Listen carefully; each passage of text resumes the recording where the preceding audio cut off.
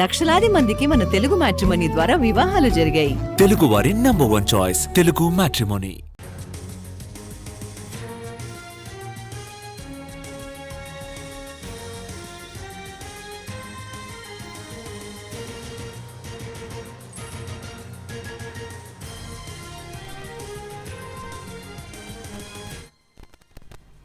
రెండో రోజు ఢిల్లీలో పర్యటిస్తున్నారు సీఎం రేవంత్ రెడ్డి. నిన్న సిడబ్ల్యూసీ సమావేశంలో పాల్గొన్న సీఎం ఇవాళ పార్టీ అగ్రనేతలతో భేటీ కానున్నారు.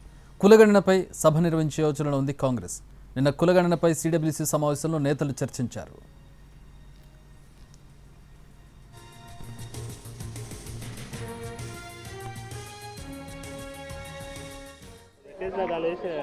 మాట్లాడడానికి